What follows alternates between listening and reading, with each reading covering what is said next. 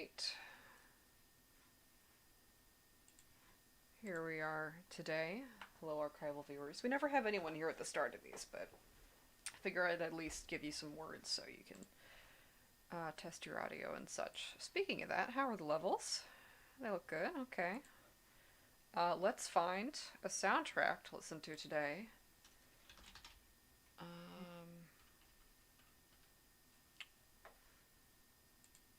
Oh, hello, it's Bucky.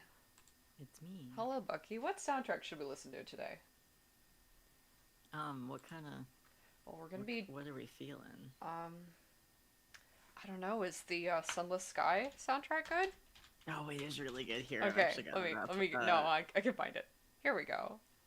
Oh, I was gonna say I have it right here because I was listening to it earlier when I was listening to Pick. Nice. Is it just the first result, like with the John Smith account that's like 40 minutes long? I was going from Fail Better Games as Bandcamp. Oh, we could do that. Well, there's a link in Margaret Thatcher Mommy Issues. oh, I love that is still the channel title. Okay, let's do that. That's entirely your fault. I know. Only yourself to blame. I did this. Okay, so let's also make sure that it's mixed well. Yeah, this should be okay. Funky little wordless sea shanties. Yeah, perfect, I think. Okay, so today we're just gonna be working on this Rose animation for a bit. Gonna do the hair and maybe sketch over the hands. We'll see. We'll see what I do. I also have my breakfast here, so if I ever get sick of it, it'll just be the stream where I eat my breakfast. It'll just be always an option. The breakfast eating stream. Sometimes you just take a break from streaming by eating food, and that's okay. Right. Well, no, you don't take a break. You still stream while you eat the food. That's the content people crave. Like the food. Yeah. Good morning, everybody. Good morning.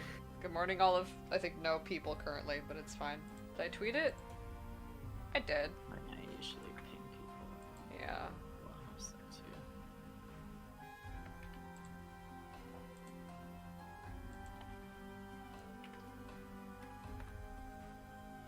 too. Well, it's yet another week in this bitch of an earth.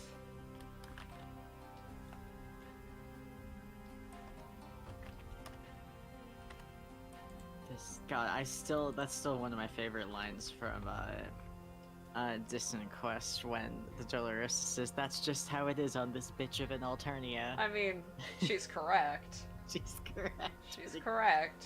It just gets to me in a good way. I need to actually absorb content instead of just furiously trying to keep up with making content, you know.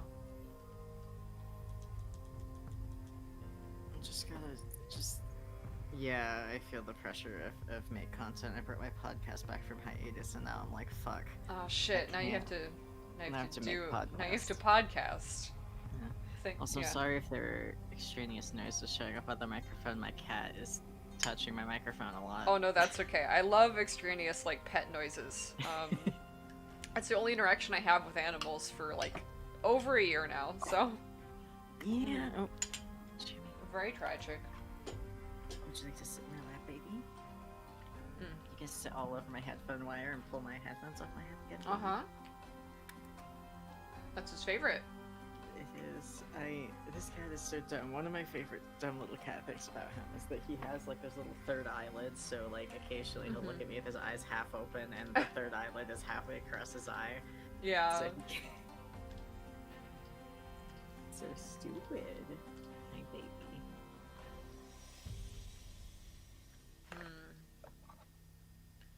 So the thing about animating hair I just remembered is that it's gonna be bad to do, and I'm gonna not enjoy it. But we'll try in the meantime, I guess, to just make the best of it. Hello, Dawn. Good morning. Welcome to Sunday the 21st.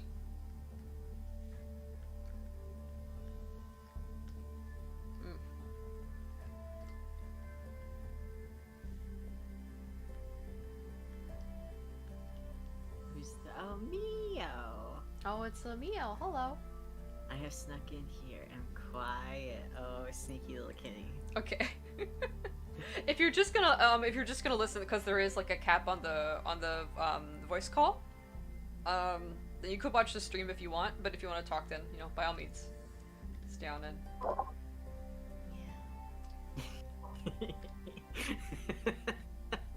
Okay, so maybe then we.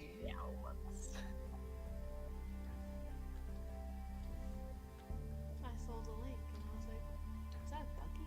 And I was like, oh, let me There's a listen. Bucky in But then there. there was some weird echo lag going on, so I was like, where are they? Why does it sound like that? It evened out after a while. That's good. Technology is I don't know. It's mostly cooperated with me for the most part, but I'm just waiting. Why are you crusty?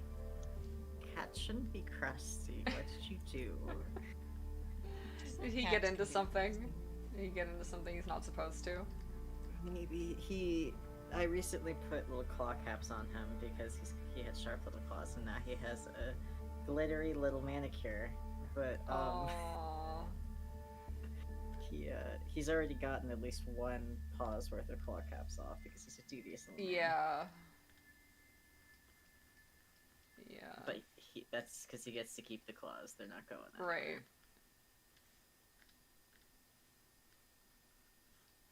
I don't think this hair is necessarily correct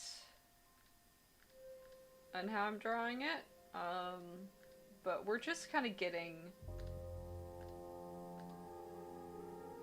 the base impressions down right now. Get the little Ghibli floats. Mm-hmm.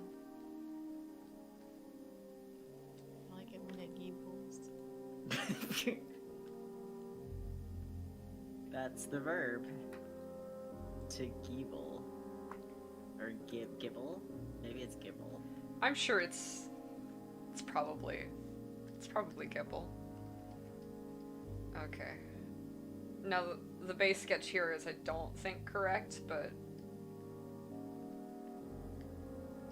we're gonna see if it does look correct when I draw over it, because I'm feeling like it won't. But who knows?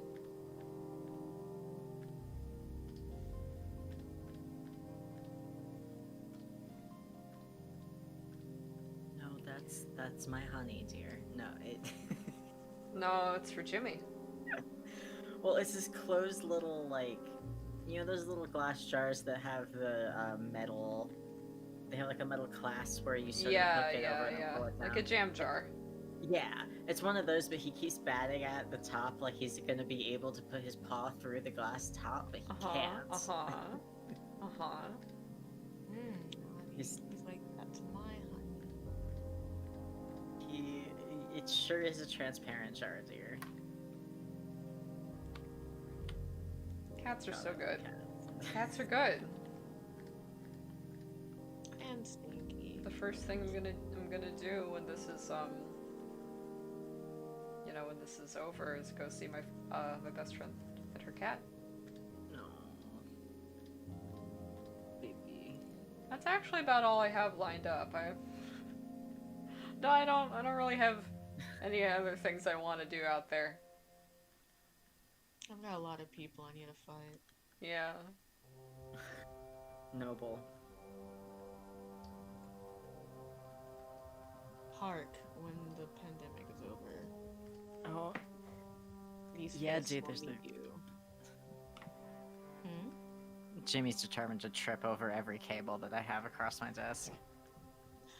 I've never Specifically so seen you a can... cat trip. He's pretty good at tripping. Alright, you wanna go under it? There you go. How about my lap? How about my lap instead of all over my desk and all of the things on my desk? No. But I could trip over everything on your desk and inconvenience you a lot if I did that, you know? You're right, that I is did. far more compelling than just sitting on my lap like a little lap cat. It's so sweet that he sits in your lap, though. It is. He's a little lap kitty. He's been a little upset lately, I think, because I used to sit on a big armchair in front of my desk, and now I sit on a regular desk chair, and there's not really enough room for him to, like, Oh. climb around me, which usually leads to him, like, jumping onto my shoulder and levering himself up onto the back of the chair by anchoring himself on my shoulder, which is why he now has claw caps. Yeah.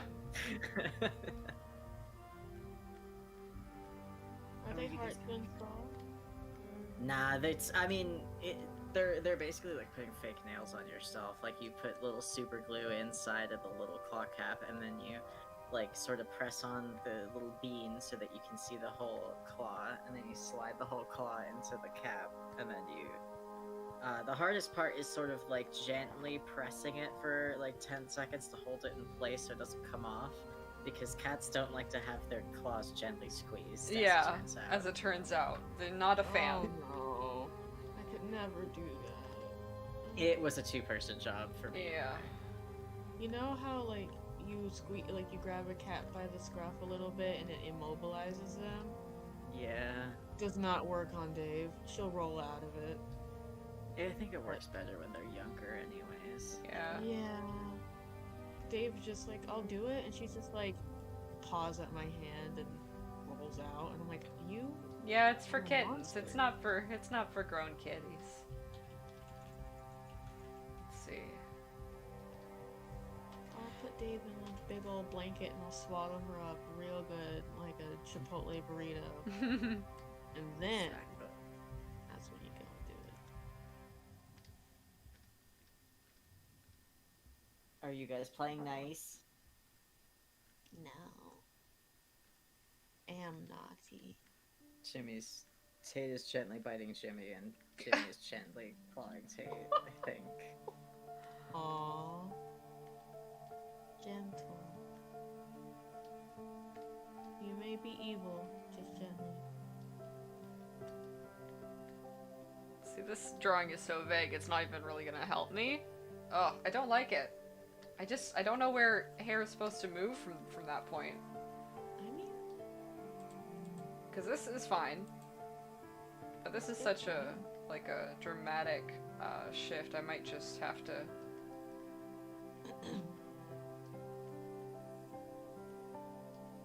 when I animate hair, I think of a lot of little balls blowing it away. That's Sometimes true. I'll draw them in because I have to visualize it with my third eye, which is Yeah. also my two eyes combined. Yeah, By the there's just power such of a... two eyes. It's such a dramatic movement, like the hands going all the way from back here to up here. But there's a lot that could happen, I think, with the hair, so maybe if we just reduce it to one mass and move it all that way. That, I think, works. Heck yeah.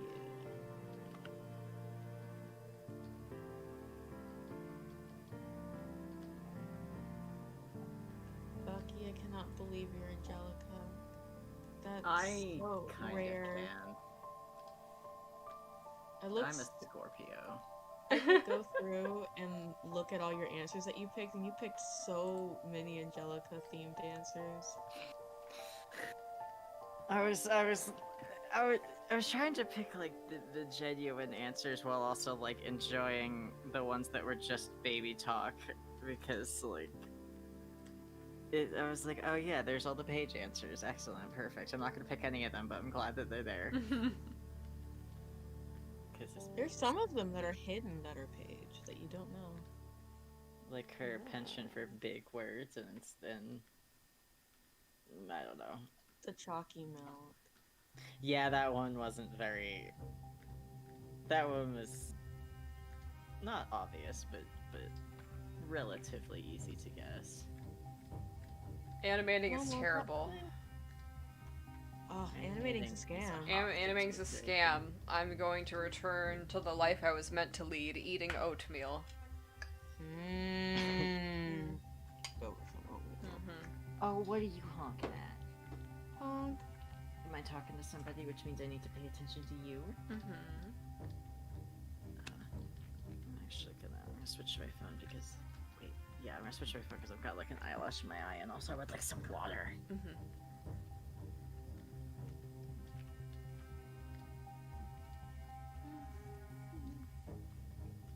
Alright, we're just gonna keep giving ourselves the broad strokes here, and then we'll kind of work from that. It's like a plan to me.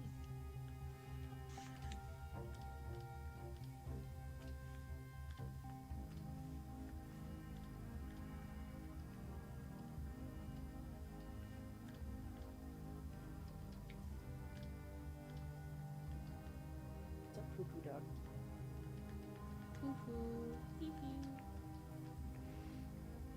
Yeah, Cheshire, it's It's almost done. But despite being almost done, it is, I think, still a couple weeks out just to get the last 2 shots put together, all the VFX put on top, all the compositing, all the last final touches for everything, just to get a couple transitions looking a bit better, a couple small adjustments to the track.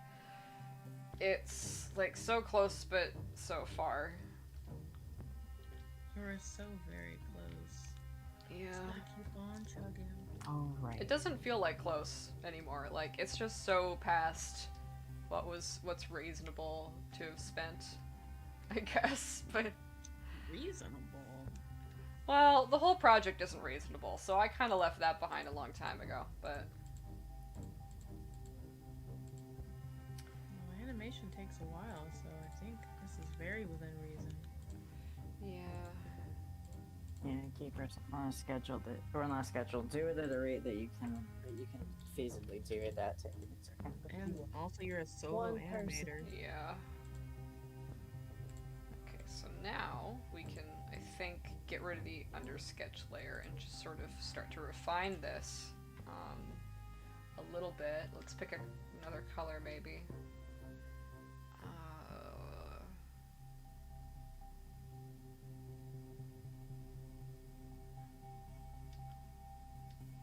Dinkaloo, dinkaloo.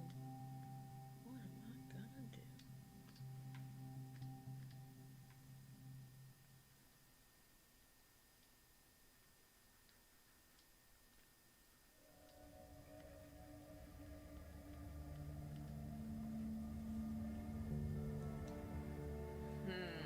I need to get reference for her. Let's see how it's that frames. I can improve that, but let's get a look. Oh, this is the old copy of the file. It's not complete. But whatever. We'll look at this. We'll get her here, and then we'll try and match it, I guess. Since I'm doing it all myself, I didn't really stop to make like character turnarounds and anything like that. For some reason, I find those a lot harder to do. I don't know why it's just drawing one standing character out of context. Probably because it feels like it's tedious since you already know what Right. you already know what you're doing. It's good for like people who don't really understand how to like do the style you're doing, so they stay on model. But you're already on model. 'Cause you're Right. Because I just am drawing my drawing. And I think it would be nice if this could be like very, very detailed hair and get like some little fun kind of strands going. I don't know if that's going to be feasible, but Maybe when it's all finished, you can go back if you feel right. I think I'll start with like some broad chunks. Chunks, huh? Uh-huh. Chunks. Chunk.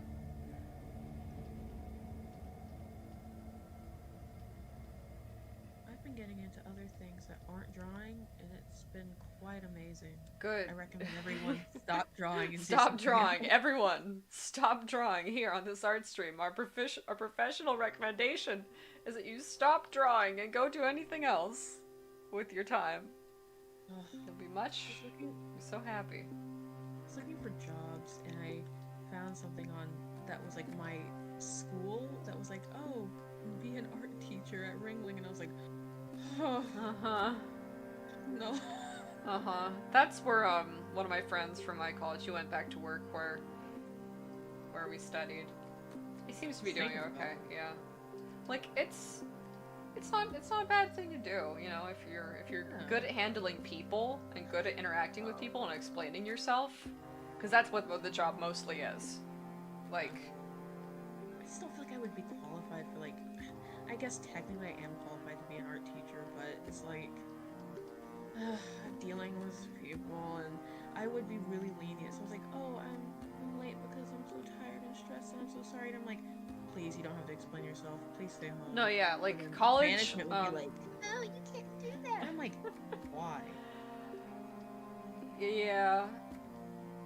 It's there's a lot of like they're probably gonna ask for other maybe experiences, like at least TAing, like I TA'd a lot in college to make a little bit extra money.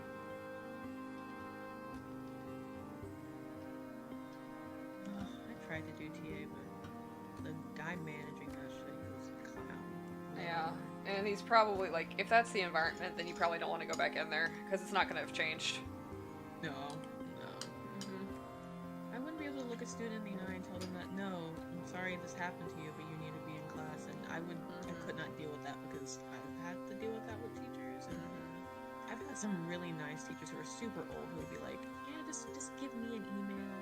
You're fine. I'm just like, Yeah. but I would totally do that.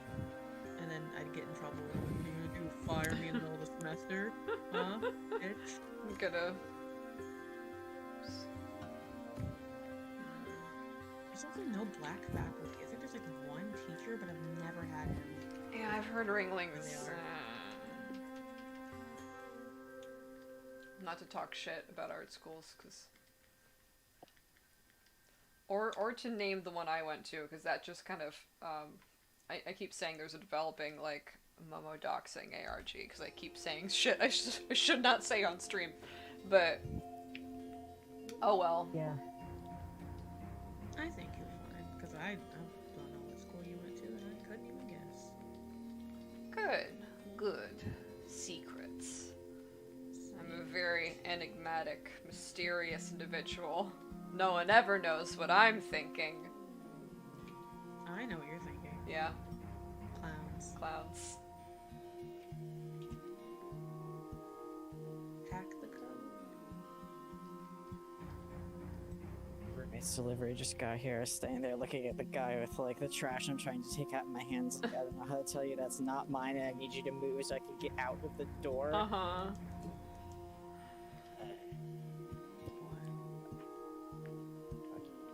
Hello, YouTube user Cosmosorios. Is that what we call YouTube users? Yeah. Yeah. Oh, watching one of the old streams. Yeah, I've just started kind of leaving. I used to clean up the archives. Then I don't know, people started talking about interesting or maybe even important shit, so I've kind of left them up lately. I might clean up some of the just some of the ones that are a little quieter, a little less consequential. But I'll have to feel like it. And right now, I'm already doing too many things I don't particularly feel like doing, so. I'm not gonna rush to add to that list anytime soon, I think. Sorry if you hear me giggling. Oh, it's okay. I saw this cat. Yeah, Cosmos. The emojis are bad. I hate that they just automatically pop up in there. I miss the old days where we had all of our emojis were hand typed. Back then you had control over how your emojis looked. Back in my day, we Back didn't in have my those day, we didn't. lemon-looking motherfuckers. Yeah. So this morning, Tate realized that there's one spot in the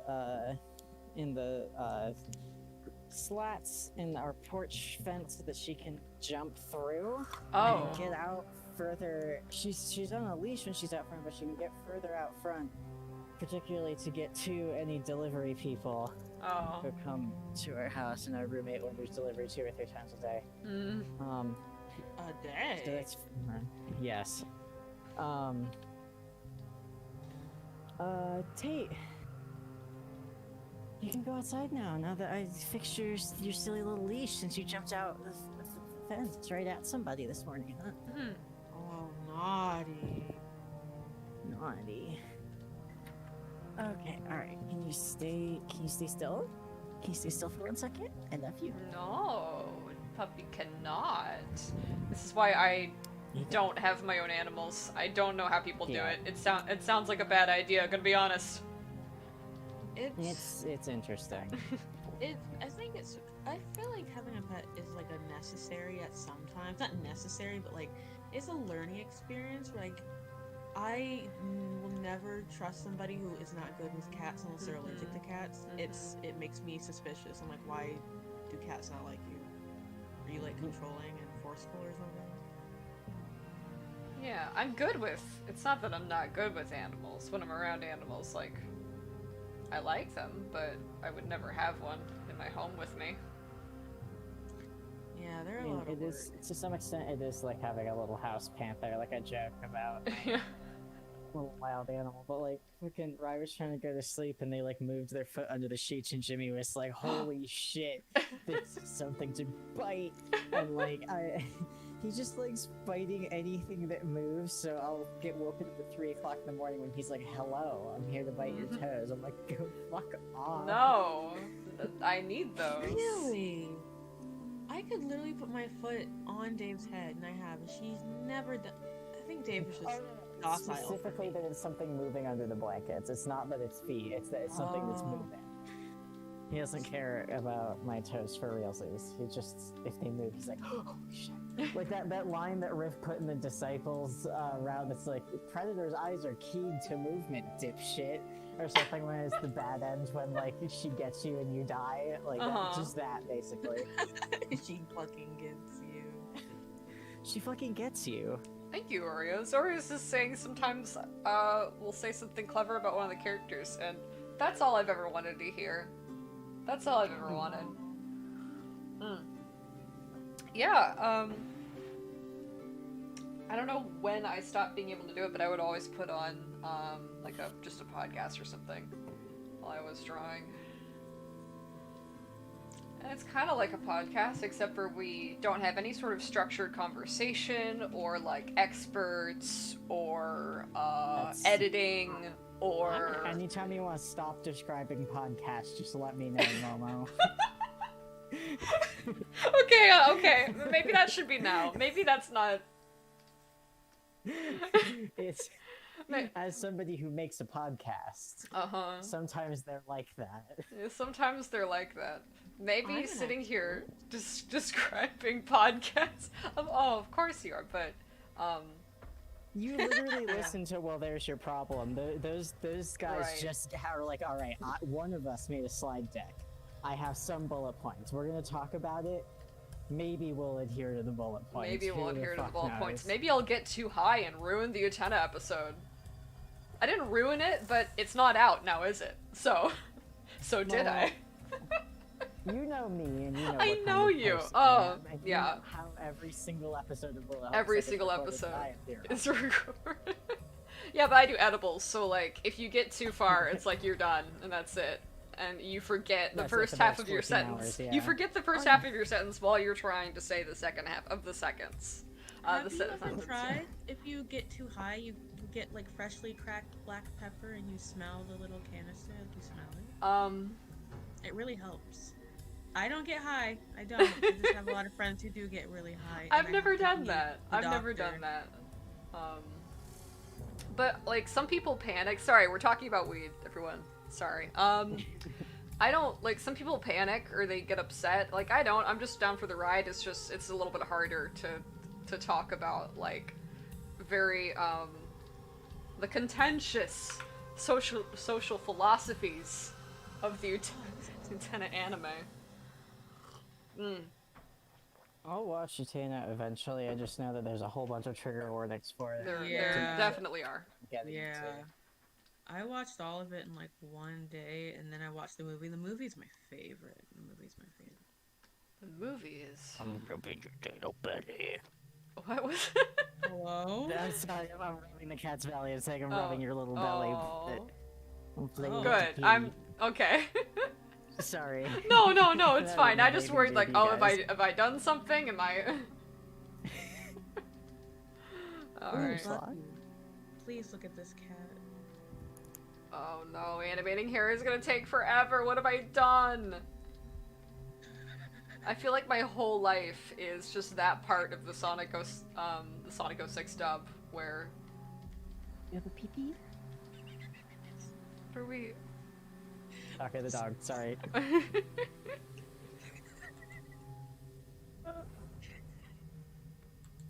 Okay. Well, I'm trying to remember what happened this week, if anything, you know, or any major developments of the week besides, well, the storms. I'm glad everyone I know down there is doing okay. Janaya. Oh, Janai. Oh, speaking of, how you doing? How you doing? Speak at the porum. I have power and water, and places that sell food have food again, and it's not 10 degrees out, so I'm doing Okay. all right. I'm glad. We've That's been good. worried. Yeah. I've have been- you turned off automatic billing? Oh no, I'm not, I'm on municipal electric. Right. So you'll Oh. Yeah, you'll be okay. Yeah, there was a private company that was charging people just whatever the market rate was, and the market rate went up like 9,000% or something like that because Oh my it's capitalism. God. So no, municipal stays constant, and yeah, no, I'm doing all right. The weather went from freezing to 40 to 60, and now it's back to like 60, 70. So snow's all gone, and things Good. are getting, recovering. Oh, now it's cold in Florida. It was like 50 Oh, this no. morning. And I'm like, oh, here we go. It won't snow, but I'll be like, I'll be a little chilly.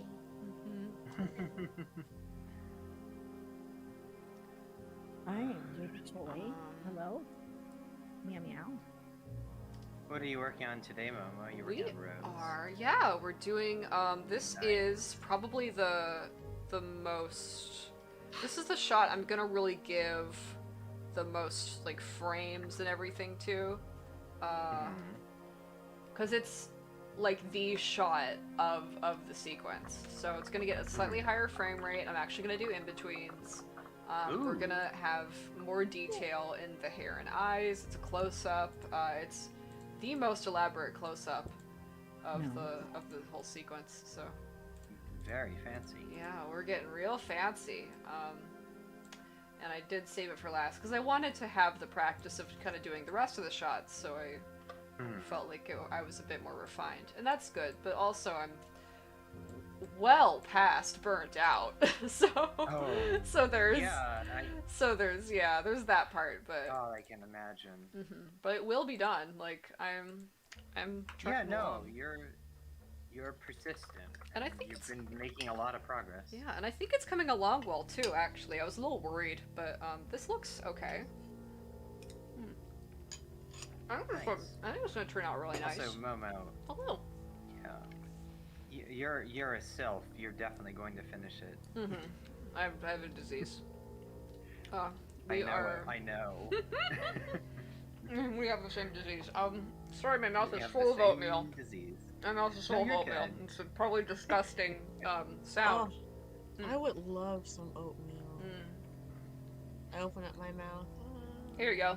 You can get like a big canister of just oatmeal for like $2 from Oh, Safeway. I have the big one, the big industry one. I'm like a horse. I love oats. Nice.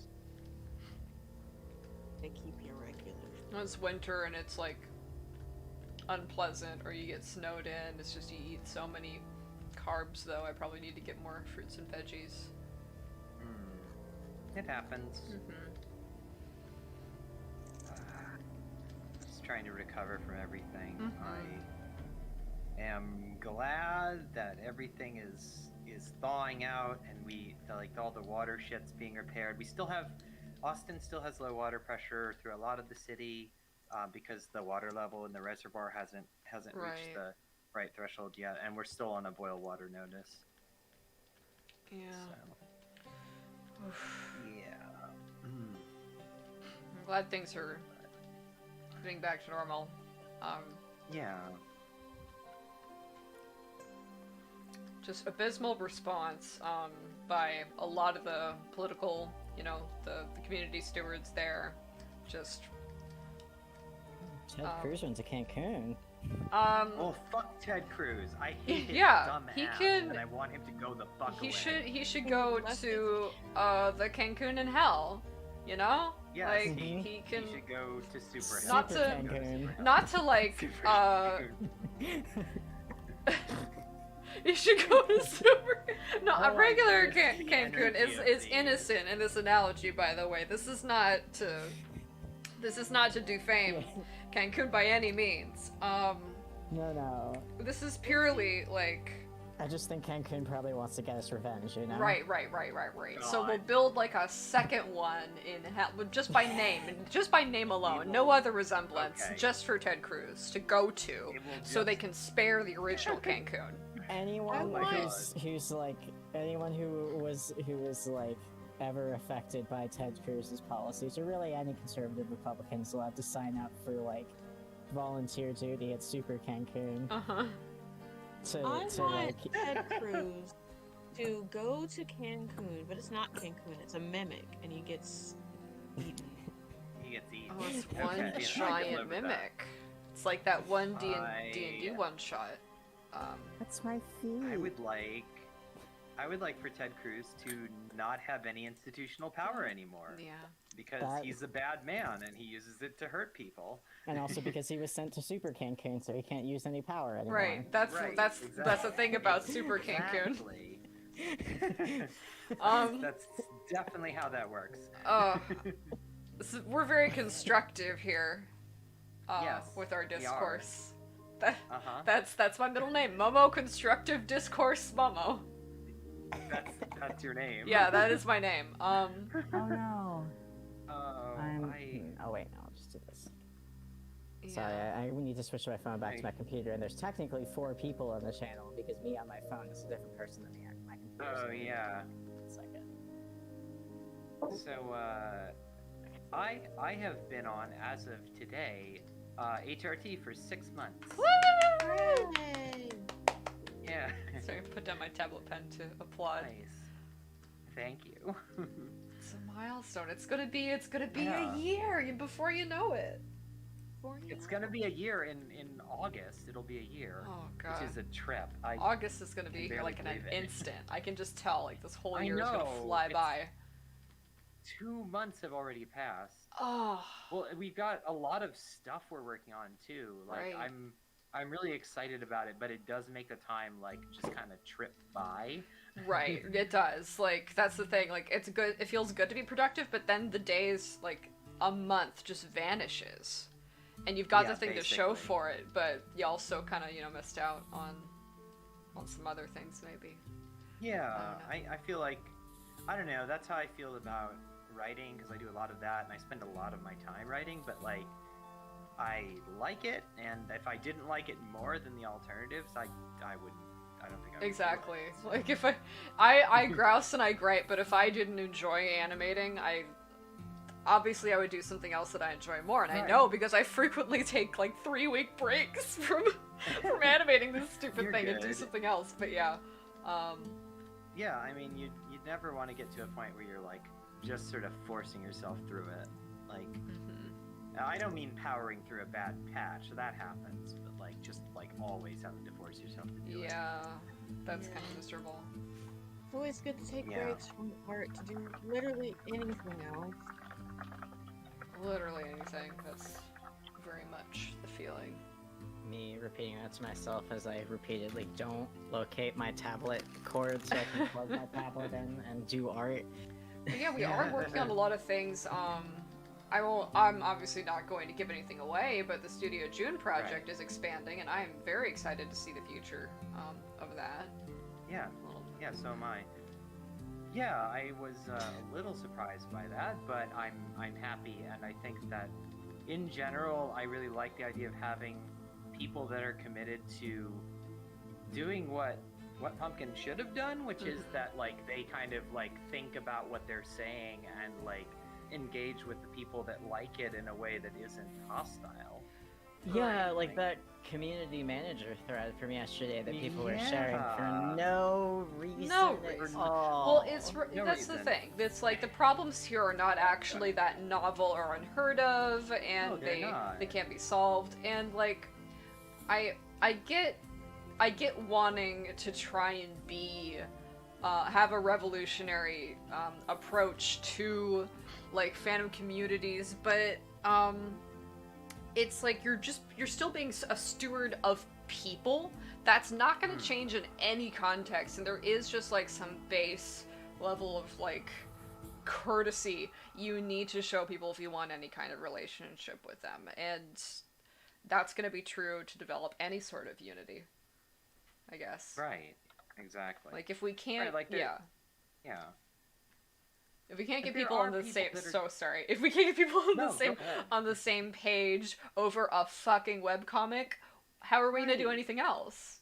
Right, like that's it's very like emblematic of how communities in general have to be run. Like you can't just kind of kick back and be jerks to people and then be like, why is everyone mad at us? Like you have to engage in a productive and meaningful way, and like you really do need someone whose role it is to like be the face of that and like approach it in a way that's productive, and also like you really need to stand up against some of the stuff that like was allowed to fester. Like one of the comments I made with when Andrew Housey released his little spiel on Patreon, my only comment, at least initially, was like, I've got a lot to say about that, but like the bottom line is like you never stood up for any of this. Like you saw these things happening and you never stepped in and said, hey, this is not okay.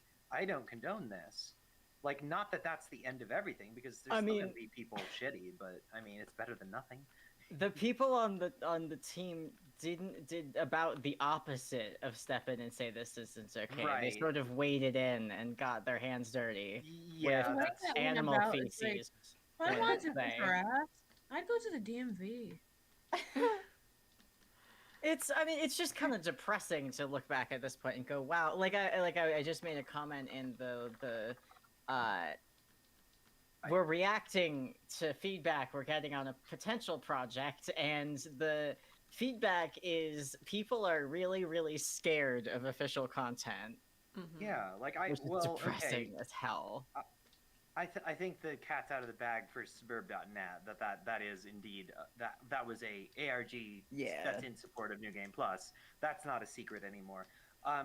And I'm the one that primarily wrote a lot of the content for that, and it was really like, I don't know how to put it, kind of mind-boggling and kind of like not depressing, but like I feel bad for the people in the fandom, because like a lot of the responses were like, oh, is this official? Like there was this excitement, but then this kind of worry, like, oh, they're gonna screw this up or something. And like one of the comments that someone made when they found out that I was the one that had written some of the content was like, oh, I had a feeling it wasn't official because the tone of it wasn't hostile. And it's like, that's really like, that's sad. That shouldn't be the case. Yeah. I've kind of brought it up before. Like, I understand there's nasty people out here because we have to deal with them too. Or Janai, like you got harassed by the same group of people when you did the slur replacement project. Like they Yeah, immediately went exactly. for you. So it's not that, Yeah. we're naive about what's out there. I just think like you have to have a thick skin so you can, defend yourself in a way that it's the internet, and I've grown up here, and there's nasty boys. There's nasty boys. So like there's this nostalgia a lot of people have for like old internet like forums or like Oh, yeah. old like games where you would just play with strangers. But those were never good for me because I was a young teenage girl on the internet. So that was always Yeah. fucked, right? So I Oh, yeah. learned, like, there's just, you have got to be kind of smart and callous maybe, but you have to protect the good and disempower the bad in a meaningful way, and you got to know the Yeah, difference too. Absolutely. You got to know the difference Right. too. Right, because otherwise you're going to end up in a situation like we have where there's just this like shotgun blast of shitty behavior and harassment because you've got people that are always going to just be shitty because they like it and they think it's funny. And like there are people like that, like those are the people that came and gave me shit about the slow replacement project. There's like every quote retweet, like most of the quote retweets on that were all like, why would you do this, this is stupid, like no one is forcing you to install this. And like it was so stupid, but like that's I don't know, they really genuinely think like that. I don't know why. Yeah. But like those aren't the majority of people. But if you let them like run rampant and then you like join in that kind of bad behavior, like the whole community is going to feel just incredibly uninviting. Yeah, you have to see, like, do I really have to give these people the center stage? Because if you look at like the big picture, there's going to be so many other people who are engaging with it like meaningfully, engaging with the meaningful stuff on that, and you got to focus on what you can control in that way. Yeah, I agree. Like, it wouldn't have helped if I know it would not have helped if I, like, for instance, was your community manager and I just went and made a big post with a big, long essay about why those people were wrong and bad. Like, absolutely not. It would have been the worst possible thing to do. Because, ironically, even though nothing about that would have been technically incorrect, like, they just would have said, oh, they're engaging, we will do this more now, because, like, they're doing it to vent frustrations they have about other social issues, and now we are making ourselves a dumping ground for that tension, which is not healthy. That's not a healthy situation for us to be in, and we don't owe that to them. So. No, and like, you have the right to disengage with people that are being hostile. Like, you can, like, one of the examples is, like, they turned off comments on a lot of the official announcements from the Homestuck team, and like I don't think that's necessarily a bad thing. Like they don't have to engage with comments, and like people that were like, why did they turn off comments, like that was a little bit, I think, a little disingenuous. The problem was they didn't communicate with anybody in any meaningful way, and they never stepped in and said, like, individuals within the team would sometimes like complain about harassment and bad behavior, but there was never an official like, I, Andrew Hussey, am saying that this is not cool or anything like that, which, like, you know, regardless of how you feel about Andrew Hussey, like his word at some point would have carried weight in the fandom. I would argue that it probably doesn't anymore, but like at least not with most fans. I think there's still a group that really likes his work, but you know, he's done so many shitty things and been such just an awful person that I think a lot of people are just kind of done with him. Yeah, I don't know a lot of people who are genuinely interested in the guy at a personal level. I think it's okay to still want to engage with whatever is in his style or his art that appeals to you. I'm not going to assume that people need to be like told how to deal with stuff like that like an adult, because you know, if you're an adult, you understand. You understand, like, I'm gonna look at this thing for what it is and I'm gonna take what I can out of it, and that's fine. But yeah, exactly. It's like there's such a history of Homestuck punching down on people that it's hard for me to feel really bad for it, like as an intellectual property or as like a brand or a group of people, because it's never really reconciled with that. It's done a lot of punching down, and it's just no one. And if you don't, you know, address that, like, what am I supposed to do? Because if I try and come in and advocate for you, you're going to hurt me again anyway, and that sucks. And you know, I feel bad for you, but I can't safely go and say, oh, you didn't deserve that, and try and help you. I'll just get burned. So that's what really sucks and hurts to think about.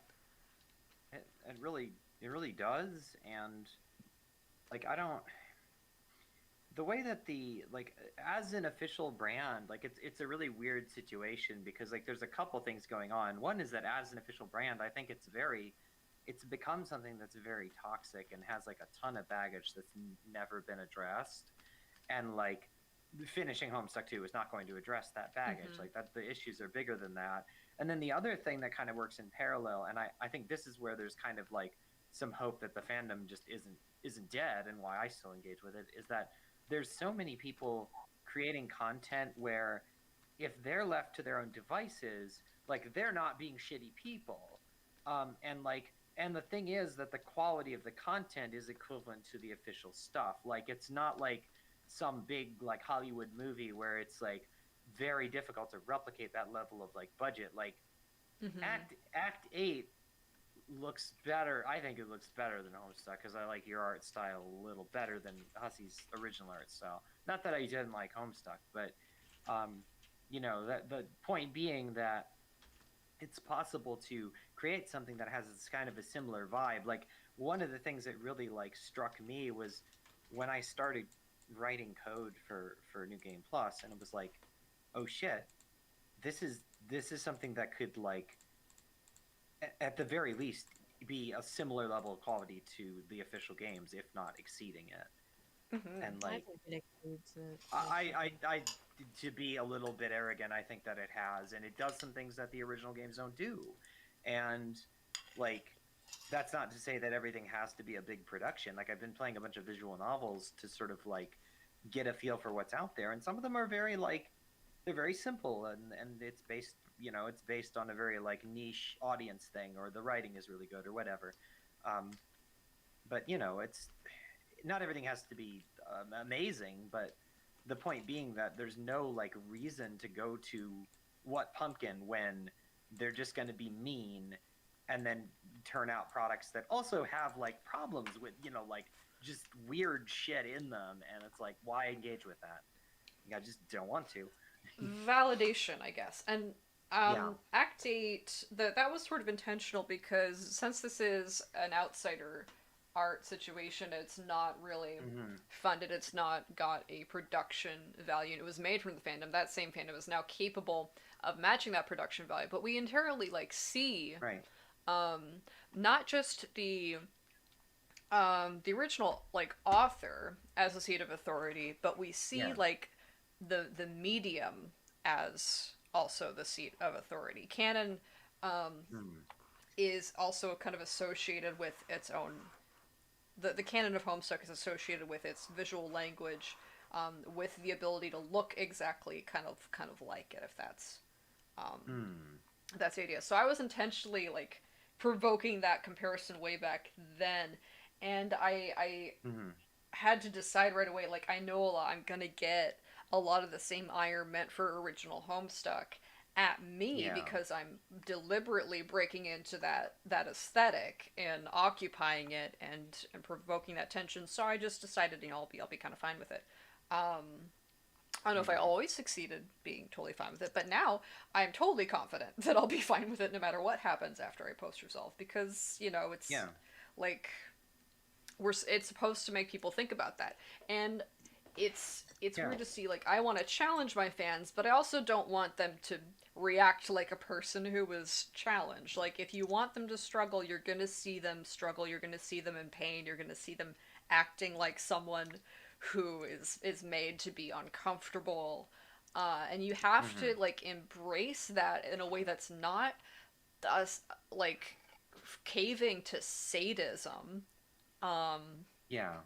or something like that. I don't know. It just doesn't really make sense. You're just gonna hurt yourself. Yeah, I think the thing that really struck me about that thread about the community managers was that like it just pretty clearly stated that like the people working on a work are probably too close to it to be able to like manage feedback, direct feedback from fans in an age where like the most direct way people get feedback is by yelling at you on Twitter or whatever your perceived your social media choices. And like just having somebody there to say, hey, I'm gonna look at this, and I'm gonna distill down the actually useful parts of this feedback, and then I'll give it to the people who need it in a constructive way. And like that's a pretty that's when you break it down like that, that's pretty simple. But the fact that a lot of places don't do that and see that as like either bad or like extraneous is not just concerning, It's but like a it's a problem. crucial skill. And Yeah. when you do it's fine. Whenever you're looking at that, you basically have a choice of, is this relevant to me? If it is, you can act on it. If it isn't relevant to you, you can Mhm. ignore it. You're really empowered in that situation, Yeah. because Yeah. you're in control of the content. You're in control of the thing people are invested in. And that's why they have expectations of you. And those expectations may not be necessarily fair, but you can always look at that. And if you empower yourself in that situation, analyze it, figure out where it's coming from and whether or not that has anything to do with you, you know if Mhm. you should react to it or consider it in any way. If it has nothing to do with you, you should ignore it, because people have their own baggage, they have their own trauma, their own things they're going through. And if it's not about you, you shouldn't involve yourself, because you're just gonna hurt each Right. other. It's such a bad idea. Absolutely. You gotta consider that. Yeah, and I feel like people talk about like the old days of the internet and the forums and shit, but like way back in the days of like BBSs and then into like early internet forums, um, the communities that actually thrived were ones that had rigorous moderation. Like I remember when I was very young, or you know, I was like a teenager. I was getting on like GeoCities, and I remember they had like community moderation. They had like a community moderation program where people would get like some basic like training and like how to deal with certain situations and some vetting as far as them not being just like, you know, gonna fly off the handle and you know, yell at someone. And like all of these forums, like ideally they'd have moderators, they'd have, you know, community, essentially community managers. And like a lot of times these were just people that liked whatever thing it was. They weren't like being paid or anything, they did it for the love of it, but they filled a specific role. And like Twitter makes that hard because you kind of need someone that's like attached to the official group. But like I feel like even if you had someone that volunteered to do that, like that's something that pays dividends like over and over again, because like you're saying, you can find out like, is this something I need to even engage with as a creator? Like I don't, like all the people that were giving me shit about the slow replacement project, I didn't go in and try to like argue with them. I just blocked them all because like they weren't interested in having a meaningful conversation. They just wanted to shit on something that they didn't like. They were, And yeah, they were mad about something that had either nothing to do with what you were doing, right. because they misunderstood what it was. They were just being Mhm. reactionary, or Right. like they had an opinion and an analysis of the situation that's just incorrect, and it's a waste of your time to like try and convince them, because they have an Right. Like agenda. what Like, right. Exactly. Like what would that gain me other than feeling frustrated and angry and like yeah, I'm very I'm very sensitive to like feedback. It terrifies me to like, even though I write a lot and I do put my shit out there, I still get terrified of like people being mean to me, and I have a hard time with like you know, facing up to yeah, criticism.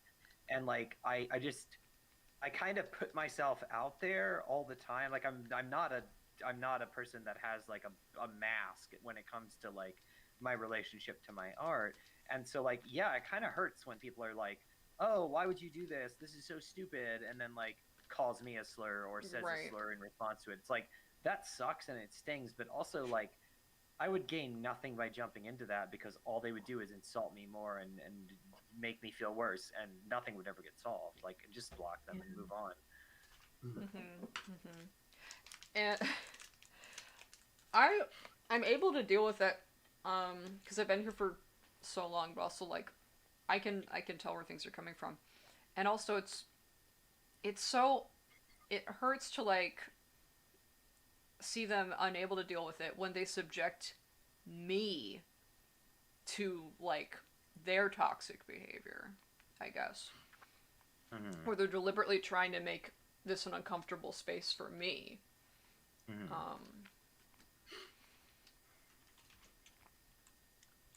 So yeah. The people I've gotten the Yeah. most harassment from over Act 8 are Vriska Mhm. fans. I- But here's the thing, right? Like, Yeah. every time I have stopped to someone who I like am getting vibes that I can trust them for a conversation, Yeah. every time I have stopped and explained, because I recognize what their concerns are, and explained, don't worry, you know, Mhm. these are my values, this is my approach, this character is important, and your considerations are the same considerations of this project. They've been very receptive, and there hasn't like been an issue. If there was someone who was, let's say, like Yeah. for other examples, the other people who have harassed me the most, so they don't pay attention to me right now, though they probably will later, are the Homestuck Reddit people who are very Mhm. mad that I don't draw a racial characters in the Oh, yeah. flashes. Yeah. Yeah, that's something that we're. Yeah. God, there's a reason we're Oh. not advertising New Game Plus on Reddit, but like I have thought about that. That like some people have said that they're glad that we are not doing that in New Right. Game Plus, and I'm So, happy about that. And people those are- people matter more than the people who give it, who are being shitty about it. But Mhm. they're still out there. Right. I know exactly why they're upset with Act 8 and the A-racial. It's because they're all out of their little diapers and they've got poop in their butt. Well, they have a bad analysis. They don't have a fair concern. It just isn't a reasonable concern. Mm-hmm. Their Right. discomfort is it's not valid. Like, it doesn't really make Yeah. sense. And it's their responsibility. I can't actually make them feel Right. better about it because they're wrong. So Yeah. at that Why point, would yeah, a therapist? You don't have to make them feel better. yeah, I don't have to make them Exactly. feel better. They're just like they're incorrect and they have a like a detrimental attitude. What I would not ever do is make Act 8 like constantly bring them up by name and like have characters be mouthpieces for why these people should feel like shit and I hate them, because that is like that is bringing them inside my work. And now they are Yeah. there forever. I would never do Yeah. that. If I really thought these people have a bad, like they're a bad influence, which they are, why would I ever immortalize them like in my work? My work is fiction. It can't really touch these people. It can just Right. provoke them, and I don't want to provoke them because I'm not the person who will get the most hurt by, you know, what they're going to do when they're agitated. They already hate this. Like they already are, you know, are negative people. Before I do anything, I'm not helping. I'm just provoking them. It's like Homestuck gets a lot of praise for like pissing off straight people or pissing off homophobic people. Homophobic people are already homophobic towards me before Andrew Hussey got here. That doesn't help Yeah. me. Right. Yeah, like Right. the Exactly. kindness towards marginalized people is always the move to take over pissing off bigoted people. Right. Yeah. That's what I was gonna say. Very much the same thing. Is like it's, you know, making bigots angry doesn't help marginalized people. It just makes bigots angry, and like that's why it bothers me so much that there's no like meaningful representation of certain things, like, you know, any kind of like nuanced queer identities, you know, anything beyond gay as in Dave Cat or lesbian as in Rosemary, But, like, and like either sanitized Yeah. Rosemary or like or Rose cheats on Disaster File. Kanaya for God, no. like God, I don't want to get into that. But right, yeah. but then like portrayal of bisexuality is very messed up. There is no meaningful trans representation whatsoever. We've got trans mask Roxy in the Meat timeline, and Andrew Hussey saying that June maybe might be canon one day. Who knows? And that's it. And that's really like deeply unsatisfying. And like the portrayal of polyamory is really shitty. Like All the there's weird so incest many problems in Homestuck too. Yeah, all the weird incest The in Homestuck elongated, too. like, I should call it what it is. And this analysis does not come from me, but like all that things with Mhm. Gamzee's body, it's just an elongated lynching scene, and it's super Yeah. uncomfortable, and it's not productive, and You're right. it's not appropriate. At least that's like my analysis. If people disagree, but like I don't. That I mean, problem's not going even if away. You know, Homestuck 2 stayed. It's welcome no. to like specifically try and look at me and say, you know, you're bad. You shouldn't even be here. We're so frustrated you're still here, and uh, that's demoralizing and hurtful. I don't know. Yeah, There's Yeah, nothing and else I can say I about it. as a right, person of and color in the Homestuck community, sometimes things get so bad that I just get so numb to it that when someone tells me mhm. something is like bad, I'll go, "Oh," and then my blinds will immediately go back over because Yeah, this is it's so too rampant much. in the Mhm. work that I'm just like, it's like, I'm the CEO of Mina, and sometimes people will just see her as like an alien when she really is just like black. She So is. people like hide their anti-blackness through the alien lens as they do with Gamzee. Mhm. So it's just like Oh I'm gonna be yeah. anti-black, but like, oh, but she's not black, she's an alien. Like, what if she was like appropriating black culture? I'm like, you can't base a character off a black woman who and also give her everything that is a black woman and say that she's not black. Yeah. And Right. to That's human readers who Yeah, that's like trying to argue it's that just Garnet from Steven Universe isn't black. Like right. you fucking can if you want to, but to what end? Like why do you Right. need that to be true It's so bad? Maybe think about that like instead of if it was pulling up made excuses. if it was made in the guise of like we were aliens, we had no idea, or most of us did not know who or what humans were, that's a totally different context because the audience is different. But we're human yeah. audiences and black people are real. Hmm. So having a fictional Right. character be an actual like kind of a characterization of black people, it's like, well, as a black person, I'm going to see that as a black person. Whether you're like, oh, but she's an alien. It's like Yeah. it's also weird why Gamzee and Mina are like they're obviously extremely like marginalized people and placed in a higher power in a narrative where in the narrative they may be the quote unquote oppressors, but like in the context of like the fandom and the audience they aren't, Hmm. and Right. in the thematics of literature too. Right. Like you see Yeah. the same tropes applied to these characters that you would see in other kinds of art that are using these same stereotypes, like because they're the same. Mhm. Like the impact is very similar. Right. Like you can say all you want. Oh, Gamzee's a high blood. Gamzee's in power because he's a high blood. But like the comic treats Gamzee with a great deal of what is effectively racialized violence, and like that's still there no matter what you say about Gamzee's position within this fictional society. Like the way that your work is interpreted, like you can't just hand wave a world building thing and then dismiss all the issues with how you've written something. Like Because that's yeah, not how that works. the world building of Alternia, I've been trying to sort of interpret it and kind of and pull apart like what these frictions are and what they're about. And I think Alternia Hmm. is kind of Right. the projection of the more projections of the anxieties of like the American state and American Hmm. culture. Um, Yeah. and what's the reason that the Makaras and the Pixies are so like the the contention is there is because these characters are jokes for the reason that there's the anti-blackness in the text. Yeah, it's kind of Right. like, oh wow, what Right. if black people were in power? See how awful the world would be? That's Hmm. exactly what it is. Right.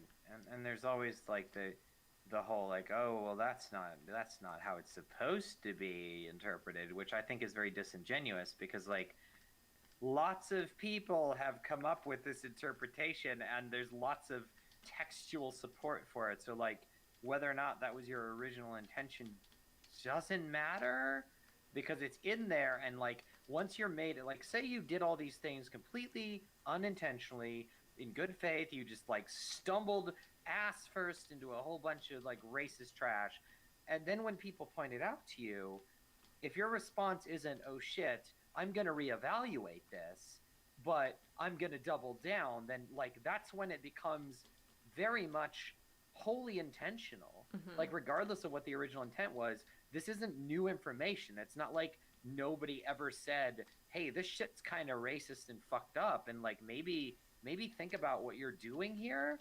But like Andrew Hussey ignored it, and the subsequent creators that have worked in the same framework ignored it, which is really, it sucks. I saw the same reaction because this criticism is not new. I saw the same reaction to it Right, happen to of like course the not. Steven Universe stuff. It's like the Mm, the black readers that spoke up were said, "Well, you're the racist person for associating blackness with those characteristics in the fiction," which is the same way that people reacted to fans of like Steven Universe, going, "Okay, this association of this like hypermasculinized like attributes or this violence to the characters who are voiced by black women is strangely consistent in this work. What does that mean?" And then they were right. they were accused essentially of creating the Right. association, but the association's clearly there, Mm, and you can't really let the text get off scot-free just because it's uncomfortable to certain readers, I guess, to consider it. I think it only improves your analysis to consider that like some facets of Alternia are a joke. The trolls are a joke. The world building of Yeah, like- Alternia is a Yeah. joke. Yeah. Yeah, trolls are supposed to be like internet Yeah. trolls. Like, you go on a forum and they're like, haha, you smell. And I'm like, I don't smell. yeah, like one of the things I learned very quickly when I started writing serious Alternia fiction was that you have to do a lot of world building to get around like problems, like because the Hive Swap novels I'm working on are supposed to be more or less canon compliant. They're canon, like they're bridging a gap in canon, but I had to do a ton of world building just to get around like stuff that just doesn't make any fucking sense because it's a joke. Mhm. Yeah, and like- your world building feels very natural, but it also feels natural because it's serious. And if you put it up against Hive Swap Act 2, they'll feel tonally different, consistent, but very tonally different because of the like what they tell you and the way that like you're Right. Yeah. the way that you as the audience reacts to what's being put in front of you. And like it's possible to like Act 2 is a good example because like I've made the comparison where like I've compared it to Monkey Island, not charitably, where Monkey Island has like this weird, it has this funny tone where it's like it's got some serious stuff but it's a comedy overall, and like it drives that balance really well, and like you could do that if you wanted to. Like you could absolutely have a world where it's not supposed to be taken 100% seriously. You could still say stuff with it. You could make a fun game with it. But then you've really got to look at stuff like all of the characters that are kind of like racially coded, and that's a joke. Like you've got to reconsider that stuff if that's the approach you want to take. Like you can't just uncritically take everything. Mhm. You have to like be intentional. And I don't feel like that's happening. Because people really resonated with the troll characters and they wanted they're related to these characters, they wanted to take these characters seriously as people.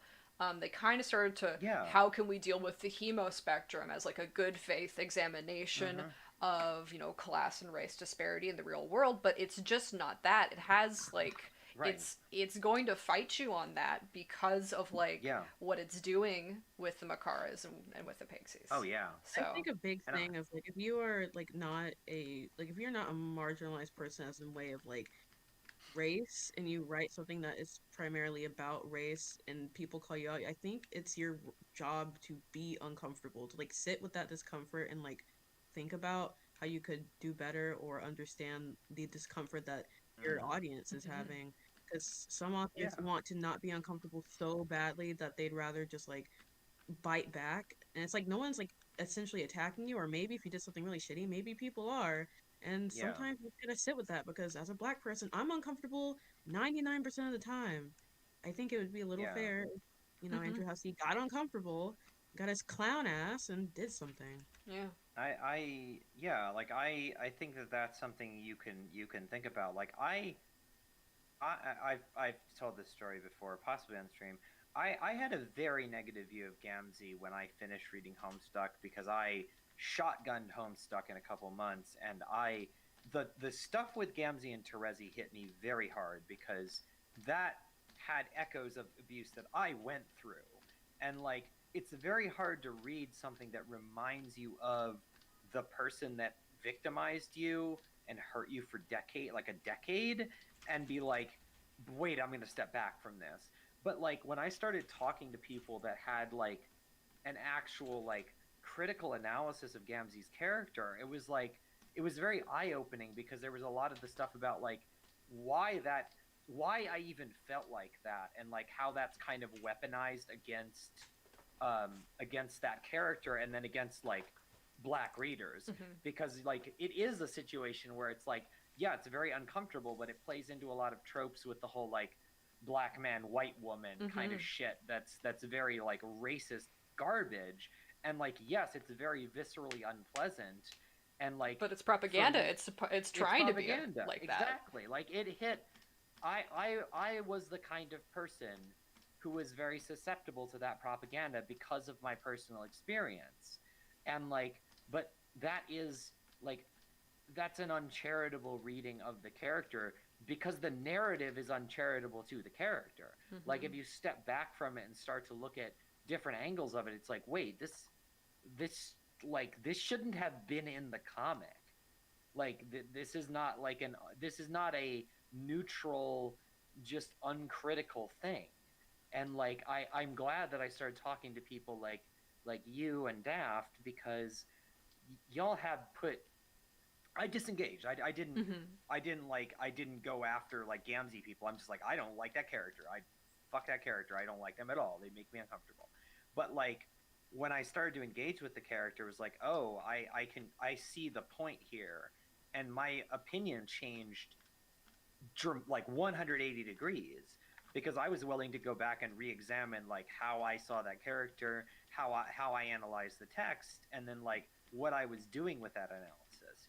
And like I'm glad that I did that, especially starting work on New Game Plus, because you know we're not doing a racist shitty reading of Gamzee, and like I feel like I would lack a lot as the narrative director to not have like I should not have like a bias against any of the characters. Like if I hate one of the characters, that's gonna make me bad at my job, and like I might not have like the most refined like sense of Gamzee as a character, but I do have a sense of like where y'all are going with it, and it resonates with me in a way where I can actually like have meaningful dialogue on that. And I wasn't there before, and a lot of people just don't ever care to get there, which is really unfortunate.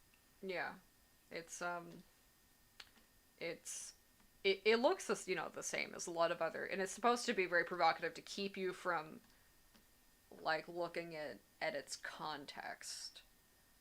And Homestuck kind of does that a lot. And if we weren't trying to hold up Homestuck as like being a very progressive, like new, like the proletariat's webcomic, then maybe it would be a little bit better, because you could just look at this thing as a product of the past. You could criticize it, but it would be like over, and we weren't proselytizing it anymore, and we weren't recreating it. Right. But we're not. We're not in that situation. So it's been important to try and productively introduce these conversations. Yeah, exactly. I'm very careful, but yeah. Yeah, and I like the more that I've written, and the more that because I try to be intentional in general, and then like the more I've engaged with this fandom, the more I've realized how important that is, because I've seen how badly things can go when people are careless and just kind of like stumble into this stuff. And like I understand, like as a trans woman, that's like that gets weaponized against trans people too. So it's like I don't understand people that can't be empathetic about that, where it's like you can't understand that maybe another group of marginalized people that's been shit on by this might be like has some feelings about it. Like it's just like the people that argue that like the people that act like trans misogyny is the only form of marginalization in this fandom, because there's a few of them out there, and that's really disingenuous and really shitty. Yeah, like and the response to that isn't, oh, so you don't think trans misogyny is a form of marginalization? Of course I do. It's just Right. if you're approaching it as though that's the only one, then your analysis is lacking, and lacking in depth and is woefully uninformed, especially considering the amount of shit trans women of color get. Exactly. There's Exactly. a lot of things in this fandom where people will be LGBT and then they'll be like, "Well, I'm going to be racist," and I'm like, "Huh? What? Exactly. They It's think they can be so racist, baffling. or they can reclaim something that is inherently racist and not about gender." And I'm like, Mhm. "Wait a minute, God. wait, where Also- do you live? Like, where are you?" Turn on your location. I just want to talk. I'm God, out of my I- enclosure. I'm on my way. I will be back in a couple of minutes. I have to go grab some food. I will be right Okay. back. Would Get like your some food. Yeah. Sorry the conversation got kind of heavy today, but I think it's provoked the more and more like things keep developing with the Homestuck scene, and we keep not dealing with it. Yeah. I think as a black homestuck, I am going to take the characters that I like and I'll do whatever I want. And you're right, and you're correct. If anyone gives you a lip, I'll bite them. I'll go ang ang ang. With my little Black teeth. History Month, and I Yeah. get to pick the character. It's Pisces season. Also, Oh heck! it's Pisces season. It's Mina Oh, season. Momo. Have you seen my 3D model of Mina? Yeah, from yeah. Pokemon? I saw the fins coming along. It looks really good. The topology looks good. Are you gonna Really like? happy. Are you gonna like rig like the face and stuff, or are you just? Mhm. Mhm. Ooh. I'm Going the gonna whole make sure way. she has all the cute little things. I think it'd be easier for what I'm doing for like the game, which will hopefully be out by my birthday, as the last game was. Oh, that's so Um, exciting. I want it to be 3D model because I was like, well, if it's gonna be like a point and click kind of thing, I don't want to have to draw like different animations for Exactly. each thing. So I'm like, why not just make a 3D model and just like rig it? Post it. Yeah. Because you only do it once, and then you can. Yeah, and I have like a shader for like pixel to pixelize it. Oh, So perfect. it'll be like pixel art. Boom, bam, baby. Yeah, lo-fi. People love lo-fi right now. Work smarter now. Yeah, yeah. It's the 80s again, It's baby. the 80s again. Right It's been the after this. 80s again since the 90s. So, like, we don't want to Sure. go. I think we figured out, like, oh no, shit's gonna get bad in here. And everyone's like, no. And then it was the 2000s, and we were like, I think shit's gonna get bad in here. And everyone was like, no. And then it was 2008 to today. And folks were like, is it gonna get bad in here? And folks were like, no. And then a fascist coup on the Capitol. It's not gonna be the first. I hate to say like heavy shit like that, but we have not seen the last of this gross, scary, awful bullshit. Good thing I stocked up on sunflower Mhm. seeds. Get your sunflower seeds, Mio. Teleport into. You have teleportation unlocked, right? It's because Yeah. Pisces season. Okay, so just teleport into my home and I'll protect you. I hide under the couch. Yeah. It's a nice couch. I got more blankets on it. They're very comfy. Yeah. All right, I'm back. Welcome back. Oh, yeah, I Yeah. forgot to mention, Crow mentioned that they were driving and wanted to call a little bit earlier, but I was like, wait, shit, there's no room left. in I the- could make a little space. I could handle one more. There, Okay. 5. Okay. Room for Crow. Room for Crow in So- the clown car. Well, What you got? I'm What you over. got? I sniff around. What you got? Chinese food. One thing I was thinking of is, hey, Crow. Hello, Crow. There's people in the fandom that just really want just to have a funny little webcomic that has like no problems, and like they can just kind of like engage in a completely uncritical way. If they want that, there's But- Cucumber Quest. There's But, cucumbers. I was gonna say this isn't that comic. That's the problem. Like you don't get to do that. It's like This place is fucked up in here. And as a sylph, if I see something that's fucked up in there, I'm like, oh, I'm getting in there. Oh, let me in. Oh, yeah. Let me in. I crawl Oh, yeah. in. I tumble it down in through the Absolutely. window. I land in among all the like the rusty bikes, and I get tetanus and die. But I'm happy. Like I have to I have to fix things. Like it's right. I have to do something about it. I'm interested Yeah. in mess because I think that's where we need the most consideration and like honestly engaged people to come in Oh yeah. and try and start putting things back together where Mhm. they've broken or they've started Right. to break. Like the Homestuck fandom means a lot to me. Like I came out as trans in Mhm. part because of in my involvement with Homestuck fandom. I've Me met too. a lot of very good friends through the Homestuck fandom. Like I've done a lot of. I started writing again because of the Homestuck fandom after like 4 years. So like it means a lot to me, and the thing is, like, I know I'm not the only person who it means a lot to, and I want those people to have something better than a at best disengaged, at worst hostile official team and a bunch of assholes who just want to be racist in peace. Mhm. Like they people that genuinely care about this community deserve better than that bullshit, and I'm not going to step back because yeah, I'm a self too and I can't stop. We can't stop. Um, And we can. Yeah, and I would rather like take a risk and say something and find out that I was wrong or I did I did an imperfect job, um, than do nothing. you can come back from that. Right, Like you you can can come back from apologize that. and do better. The problem is when you double down and act like everything's fine. I've been trying to draw the fourth frame for like an hour. I believe it. I'm trying. Thank you, Mio. I'm trying so hard. It's so weird. This same frame is such a nuisance. Okay, let's just try and. Ooh, this hair is over rendered. Not yours, my hair. I'm drawing something. I mean, probably mine too, but I like it. I want to over render today. I gotta Nice. figure out how I'm gonna 3D model Mina's braids, and I'm gonna have to rig the braids Oh. too. Oh shit. I'll look. I'll look. imagine- I'm curious, so I'll look for like tutorials and things. I'm sure there's. Oh, I've looked at. There's not that much like black hairstyle Oh, blender yeah. stuff, except for like by actual black people, which is very hard to find on. But I found at least a couple, like 3 or 4. But I'm like, I'm gonna have to be the first person to make this into a lo-fi, like pixely, low poly thing.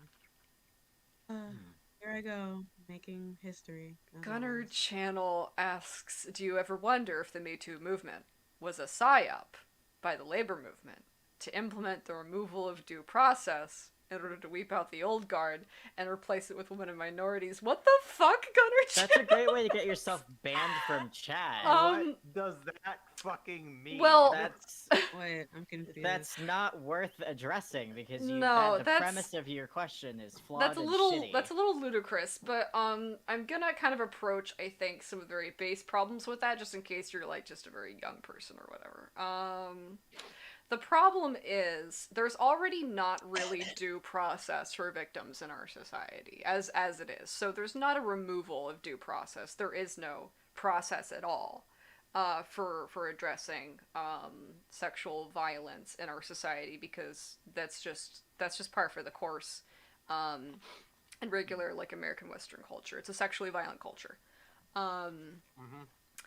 Uh, it wasn't a it wasn't a psyop by the labor movement because that's also not what that word means. And no, it wasn't a planned coordinated strike. It was a cultural moment resulting from the progress that white feminists primarily made over the last couple decades.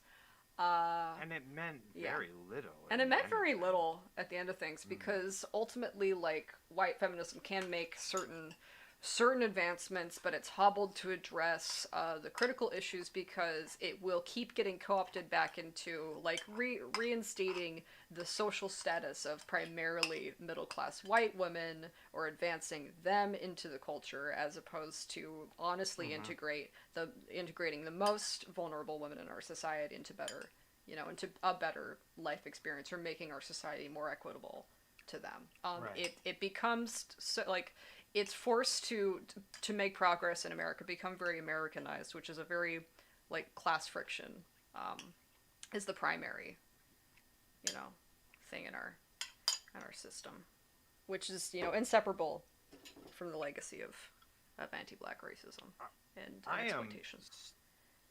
I am struggling to understand the logic behind this question. I am sitting here reading it. Yeah, Gunner Channel. Like, I don't know who what- presented that idea to you, but they are. I can use this word because I've got a diagnosis. They are insane. Do not associate with them anymore. I don't know if you read this on a YouTube comment. I don't know if a friend or an associate or person at high school talked to you. Start evaluating that person as just not someone No. you can trust Sounds about like this a- issue. They Sounds sound like a high yeah. school history professor who says that. Yeah, Like, yeah. it's Oh, stupid. what is Well- wrong with high school history professors, right? Like they're Because they are What like it- coaches. oh, yeah. What it reminds me of is the idea that, like, oh, cancel culture is being weaponized against. It's always like against, white dudes, and it's like, oh, they're I just wish. being canceled. Like, It's no, so they're the ones that are weird. immune to that. Like the people that the Me Too movement was like calling out are typically in power, and typically nothing happened. Yeah. Like it just things continued as normal. And cancel culture And, is like- like so weird because it's like a derivative of like black culture that got taken and then it doesn't even work against the people that it's supposed to be like taking down that have hurt other smaller groups. Mm. It's same thing with tea. There's just so much. Right. Mhm. Yeah, I told you how like the emotionality and like the atomized sort of suburban white middle class psychology that does exist is just not really able to deal with any sort of social conflict at all because those people are like just and I say this reflects on my own family, atomized into these little houses, barely interact with yeah. anybody. They're like hamsters. Like little hamsters, yeah. Yeah, So hamster there's family.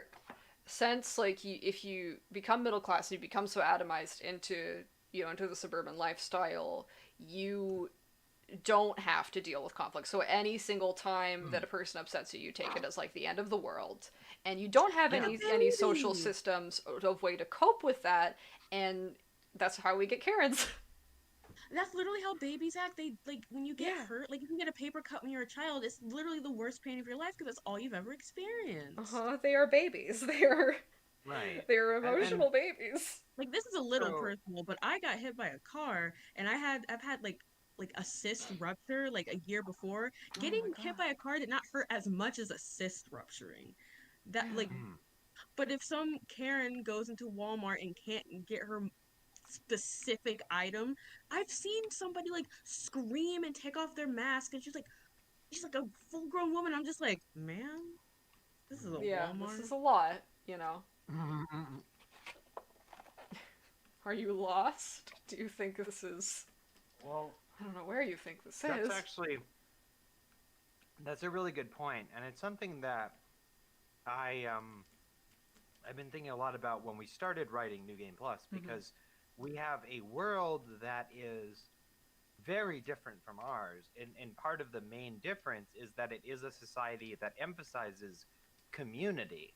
Like the idea of the American nuclear family isn't a thing anymore, and like that was something that's like I think a lot of people that were writing on the project had to kind of get their heads around is the idea that like, oh shit, like things are going like you will conceptualize your relationship to other people differently because like we're in a society that prioritizes this like extreme individualism and your insular family unit, which is very toxic and harmful. Mhm. Like that's some straight up like that's a very dangerous mindset to have, and it contributes to the othering of various marginalized groups because you're so hyper focused on like what's right in front of you, and what's right in front of you is a bunch of other middle class white people. Yeah, I'm excited. New Game Plus is going really well. It is. I'm gonna maybe take a crack at writing some Dirk Route this week. Ooh. I'm looking forward to that. Yeah. Dirk is one of those characters that just got weirdly shit on by Homestuck 2. It's like, we need a villain, and the epilogue's like, we need a villain, Dirk. It's, I mean, it's not weird. Andrew Hussey has hang-ups about gay men that he just perpetuates. I want to over check and real over. quick. I haven't heard Crow. Is Crow muted for me, or is Crow? No. Oh, Crow's Crow here. hasn't- Yay! There you are. I've, Reaches. There's no Picks sheep. you up. Picks up the little sheep. Yay, I am here. Are y'all on stream? Yeah, we're live. Oh, that means I can't say slurs. Damn. Alright. Oh, that means you can't talk about your diabolical plan to take over the world. Oh no. Like we do every day. Like we Brian. do every day. Yeah. God. Your Crow's a little quiet. I'll go ahead and boost their mic a little bit. Yeah. Isn't it weird how the epilogues like have it where all the characters that are supposed to be in the role of like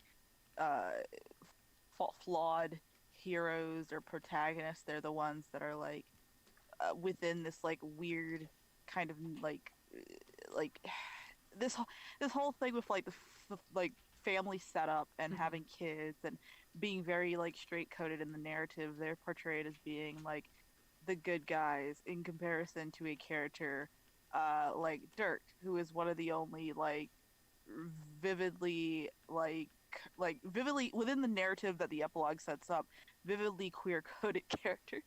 Yeah, I have a theory for that. And it's a theory about how the end of Homestuck works. We talked about it a little bit last week. So the end of Homestuck, if Homestuck is like a thesis about American, culture and the struggle with its legacy, and feeling like you want to escape capitalism, where the characters escape, Lord English is into an image of a suburban home. They atomize into that lifestyle. But the thing is, Dirk can't because he's gay. And that situation, that's a homophobic society where that's not as accessible to him. So when they're just entering this same framework into this atomized framework to escape the violence of like, class disparity and the legacy of, the imperialist state, that's a situation that's still violent against characters like Dirk. So he has to become the villain in that context. You want to know why it didn't work in concept? Why? Why didn't it work? Because if they were gonna make it like some kind of suburban setup, then they should have made a pun out of it and call it suburban setup. Yeah. Yeah. I wouldn't have done it without the pun because I'm not an idiot. Puns are the backbone of any literary analysis, as we understand. Yeah, I'm very punny, and also I didn't create Homestuck. I don't take credit for that, but also, I'm tech support. Yeah. Did I make a new layer? I get so angry with how Dirk is sometimes because, like, I guess I see Dirk as, like, he's a harp player, and the way they've kind of made him gave him, like, multiple personalities in a sense, and I don't really like the whole multiplicity thing in a villainized way, again. Mm-hmm. So it's kind of like, it's like, damn. I shoot. only like Ultimate Dirk when it comes to ignoring HS2 and when it comes to my own headcanons as to why he is the way that he is. Otherwise, I don't really care for old Dirk. But then again, I don't really have that much of a care for a lot of post-canon content that isn't like fan content. Yeah. Yeah, I like his. I like the design. I think the design is kind of fun. Yeah. It seems that lately we've wanted to kind of make Dirk into a post-humanist technocrat Reddit bro. That's just not what was wrong with this guy. The reason that, he feels like he's a robot is because he grew up isolated in the ocean where he had no one else to use, like, your emotional development skills when you're younger, where you learn to express your emotions so you can connect with the human being that is next to you and they can understand your needs and meet them. That was never a situation Dirk was in. So that's why he thinks he's a robot, thinks he has to act like a robot, and doesn't know, how to express those things. It's not that he's a Reddit bro. It's just not what He's this got a character's lot about. of autism coding. 'Cause that's Yeah, typically exactly. how it's described when you're like I'm autistic stuff. We all I'm know like how to get repeating in two of conflict my with neurodivergent people. yeah, I'm like repeating two of my posts that I've made on Twitter before, but I guess I'll repeat them here. Just when it comes to like making Dirk the worst and how people have made this fanon trope of him being like a misogynist or whatever. Dave's it's like, a first of all, misogynist, sorry. yeah, he's not Dave, so it's like y'all are pointing at the wrong Strider. But also, the other post that I've made before is like describing how like Homestuck has never ever ever tried to utilize the concept of like the like half more like about more than basically at least half of these kids like growing up in isolation, and then the concept of that in the comic never being explored with like how they like have certain dynamics or like relate to Mhm. one another. Like half of them haven't talked to a lot of other humans outside of like less than a handful of people.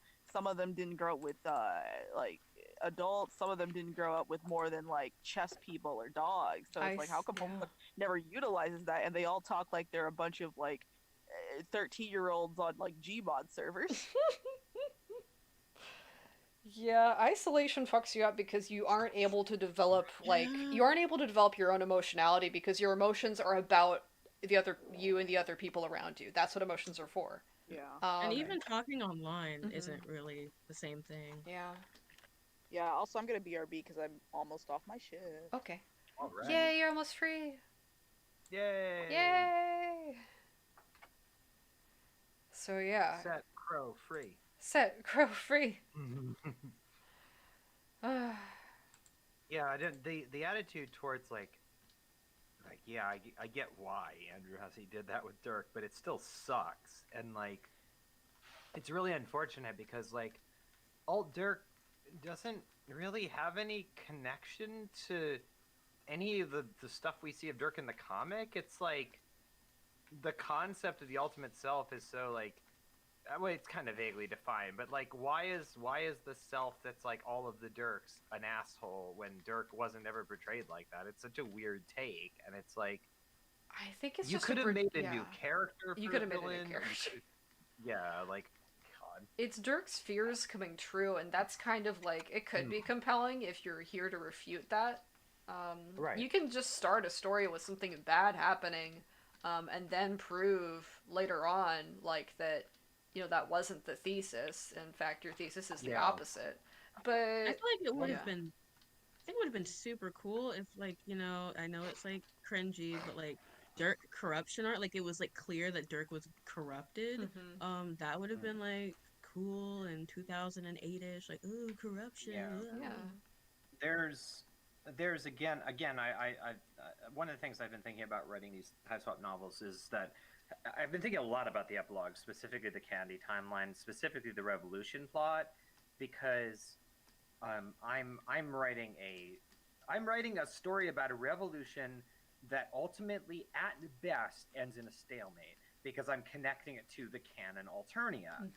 Mhm. And like so, the best you can hope for is doing everything you can to like survive and keep fighting behind the scenes and do like everything you can to subvert the empire, but you're never going to win until the game destroys Alternia and starts a new world. Mhm. So like that's a very kind of like in some ways a very depressing situation to be in, but like I think one thing I've been thinking a lot about is that you can have a very grim setting. You can have a setting where success isn't even possible, and you can still find like hope and development within that. Like not everything has to be just unrelentingly awful all the time. In fact, that's kind of sucks.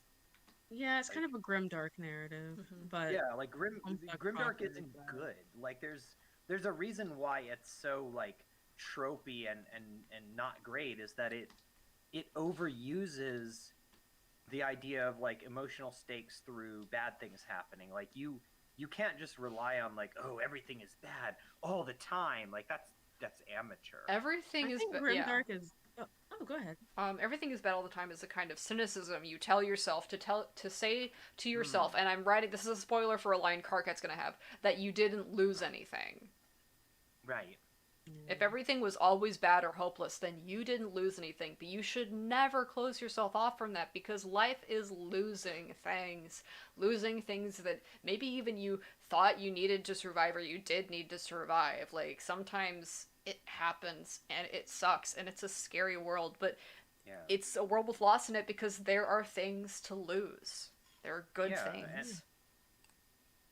And like because of my experiences and how I how I was treated by people that I was very close to, and because of how I had to deal with that, like my attitude is that like I don't ever want to give up on having some hope that things can be better and that people can be better. Like even if things are really, really, really bad, you've still got the ability to keep fighting against whatever is unjust or oppressive, and like the idea that that's just gonna like I don't know that everything is just going to be awful all the time 100% is really it feels childish. It feels like a that's how like a child writes a story that has like they're like you write a serious story and like okay everybody's always depressed all the time and everything's bad and everyone's dying. It's very adolescent. Like it's Like, what I it can traumatized. get why someone would write a grimdark narrative. It's usually good Oh, for like absolutely. screenplaying and so forth. Like TV. Grimdark is good for TV because it's like, you know, some people like that. Like, it kind of reminds me of like not Breaking Bad, something with zombies. A lot of zombie stuff is grimdark for some reason. 'Cause it's keep and then taking away the grim darkness for like when season finales come because it keeps people engaged. But like it is hard to like make that narrative good, which is usually not supposed to be. It's just supposed to make you feel bad. But there are like have read some cathartic ones. Like it doesn't ever get better, but it just kind of makes you think. But Homestuck being grimdark doesn't really benefit in any kind of way. Yeah, like sometimes Right, bad like shit that. happens. You lose sometimes, you know. Yeah. Yeah. Yeah, that's again that's something that's hard to write, and like that's one thing that I've been really like I've been trying to be very intentional of with these novels is that like they're not like they're not everyone's going to end up dead, but like they're not gonna succeed in the way that they want to, but that doesn't mean that they can't ever like have any kind of victory or something like that. Like sometimes being able to survive and like live is like that is the victory sometimes, and like you're there to continue to try to fight, and like I don't know, I think that there's something hopeful about that, and I think that that's important because especially now we're living in a world that's like just fucking falling apart. Like capitalism is eating itself alive and shit's always bad all the time. And if you just fall into that sort of cynicism, then it's like, well, why should I try? Like if I'm good enough, then fuck everyone else. And I don't like that attitude. I think it's very harmful. Doomers. Yeah, I don't like that. Don't I'm like not a doomers. doomer. Not I'm doomers. no matter how bad things get, I always try to be like not to say that I'm never like upset or depressed, but I always try to have a core of like optimism in the sense of always fighting to make things better, not in the sense of like everything's fine for no reason. Yeah, the things that happened, last summer to us, where we. Yeah, exactly.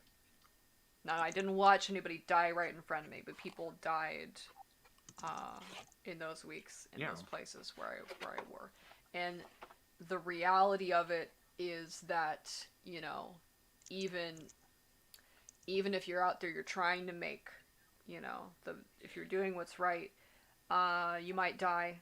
Someone innocent might die. Something could go wrong. Someone could get killed because of a mistake or a bad person or a misinformed person. That's just a fucking responsibility. Yeah. Of deciding something as and it's so fucking weird to talk about something that serious and that real and realize it's real. And it happened last year and it'll happen and again in a couple of years it'll keep happening. But it is. Like I thought a lot about that last summer because I'm gonna talk about someone dying and it's really it's a lot. If anyone has an issue with that, I can like not or you can. I think it's a good way to wrap up the stream. We got 6 minutes. Let's talk about death. Yeah. So yeah, that's good. I for those who aren't aware, I did cover the BLM protests that kicked off in Austin last year for several months. I was working as a photojournalist. I was working for a while for a Marxist paper. And one of the things that happened was, so I wasn't out that night. I was usually on Saturday nights. I usually was out on the weekends, but so I covered Friday night, and I spoke to a bunch of people, and it was pretty quiet. And I spoke to a man named Garrett Foster, who had started carrying a rifle after we had a gun pulled on us by a dude in a car that then the cops just let go. So he started carrying a rifle to protect his wife, who's was in a wheelchair, and I spoke to him and some friends of theirs on Friday, and then Saturday was the day of SOCCON, so I was busy the whole day and I wasn't out.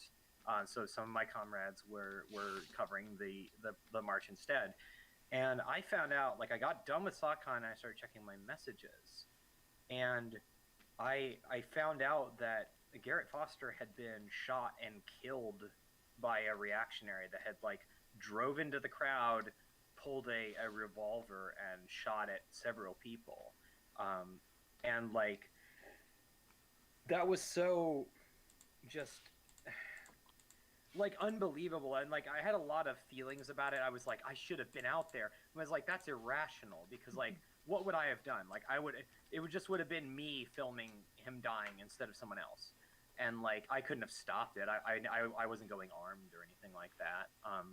You know, I had a camera. I didn't even wear body armor. And it just like it hit me really hard, and I was wondering like, well, I'll let you know. It just, I wrote a post about like, why do I care about all this like fandom stuff, like given everything that's happening, and kind of where I came away from it was because it's something that matters to people, and like there's lots of things that matter, and like not all of them are going to be, you know, diehard serious like, you know, Marxist analysis. Like sometimes it's going to be making the creative spaces that we exist in a better place for people. And like I think that matters. Like there are people that care about this stuff, there are people that have discovered their identities through it, and like they should have a safe place to engage with this, and they should have a productive place that has like actual substantial, you know, analysis. Everyone deserves, people deserve the best that you can give them, not just whatever garbage you happen to scrape up. Art isn't life, but but it is where we live, you know. We are living here. And it's a way, kind of like how I said, it's a way that we can communicate our emotionality with each other. It's a way that we can it's like you have dreams. Why do you have dreams? I think it's basically the same reason that you have art. And if you try and cut that out of yourself, you will be ultimately disempowered, because you won't have it's a hollow existence. Like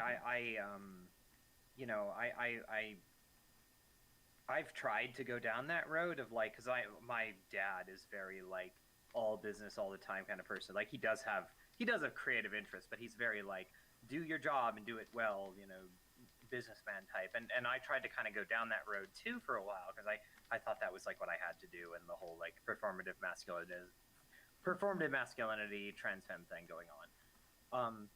But like that's such a hollow existence, and it feels so bad. And like that's one of the things that sucks about capitalism, is that it grinds away at people, and it's like people need to be creative. That's a thing that people need in order to feel whole. Yeah. It's a fair question, like why, like Momo, why are you invested in this comic if they hate you and if they're doing things that feel like they're trying to hurt you? If I didn't have, I guess, this sort of avenue to discuss these kinds of problems, I wouldn't be able to go out there knowing it could be me. So yeah, exactly. This is how I can go out there thinking that it can be me and still go out there. Right, like it's and it informs a lot of elements of your life. It's like there's not just one. It's not like you just do one thing every day and that's all you do. Like there's lots of little intersecting pieces, and that like drive for creativity and drive for community too. Yeah, it's the community. Like the people that I know in this fandom matter to me. Like they're not just like abstract concepts. And I think sometimes sometimes the bad intention people act like they're not dealing with people, like they're dealing with just a screen name, and that's like a bot. It might as well be a bot, and that's really distressing, honestly. Yeah. Well, down participation to. Oh no, it's okay, Def. We're about to wrap up. Sorry things got a little bit heavy there at the end, but you know it's it is what it is. Like, I'm sorry, it's 2021. There's nowhere to go. There's not going to be anywhere to go. It's very cheery, right? But there's going to be here, and you're not alone, right? There's nowhere to run, but but everyone you need's right here with you, I guess. Yeah, like that's the thing. Like people can stand up for each other. People can like meaningfully support each other. Like one of the things I thought was interesting when the snowstorm hit Austin was to see people like, you know, the fucking doomer thing is that when. So sorry, I don't want to cut you off, but I do want to end the stream. So is there any? Oh, sorry. Yeah, go ahead. All right. So bye everybody. No, Yeah. really, One last thing. really quickly, before you end this stream, I just wanted to tell you that you might want to cut your participation down to 4. Okay, I'm out. Okay. All right. Well, thank you everybody for coming. Take care.